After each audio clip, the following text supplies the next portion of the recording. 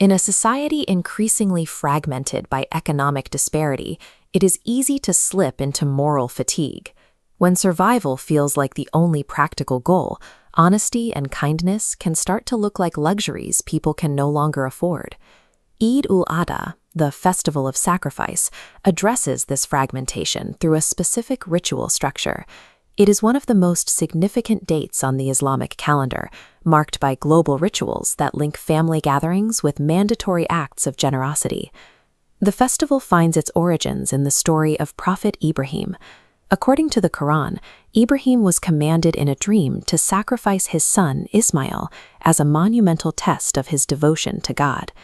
As the story unfolds, Ibrahim prepares to fulfill the command, but God intervenes at the final moment, providing a ram as a substitute. Because the life was spared, the focus of the tradition shifted toward the internal surrender of the ego and worldly attachments. This ancient narrative of individual trust provided the foundation for a physical, community-wide system of resource sharing that is still practiced today. The central ritual of the holiday is the qurbani, the sacrifice of a livestock animal, such as a goat, sheep, cow, or camel, following specific Islamic guidelines. The distribution is governed by a blueprint known as the rule of thirds. 1/3 is for the home, 1/3 for relatives, and 1/3 for the poor. This ensures wealth cannot remain isolated within a single household, forcing it outward into the wider social network. Through this rule, the spiritual concept of sacrifice is translated into a measurable engine for social equity. The holiday begins with ritual purity through ghusl, or ritual washing. Muslims don their best clothes and gather in massive crowds at mosques to stand shoulder to shoulder for congregational prayers and the recitation of the takbir. Following the prayer, families proceed with the qurbani. The first third of the sacrifice is allocated for the immediate family, representing a reward for their devotion and preparation. In India, this portion is celebrated through elaborate meals. Families prepare traditional dishes like mutton biryani, savory meat korma, and the dessert sheer korma, which are central to the festive atmosphere. This first division emphasizes the importance of family and personal health.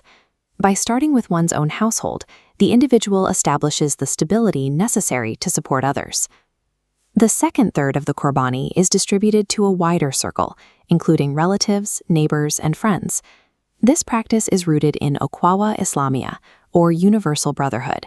It is a bond meant to cut across ethnic and national boundaries, drawing on a shared moral responsibility.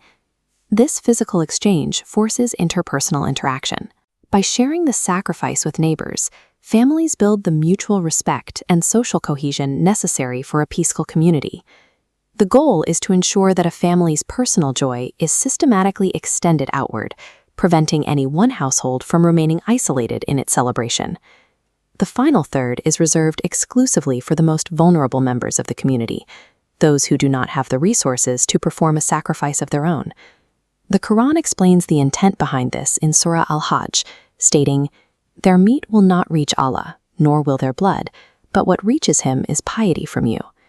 This creates a direct impact on the community's welfare. By mandating this redistribution, the holiday functions as a temporary safety net that ensures the impoverished can partake in the feast. It is an act of mandatory social justice, reaffirming the principle that no household should be left without food or dignity during the festival. The spirit of the festival encourages a broader moral commitment.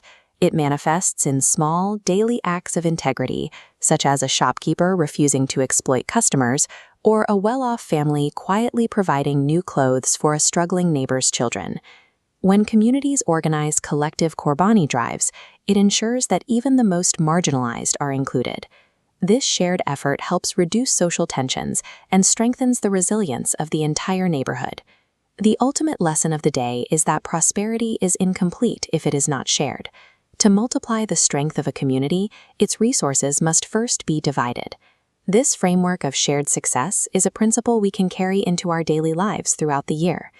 On behalf of Vijay Samruddhi, we wish the entire Muslim community an Eid ul-Adha Mubarak.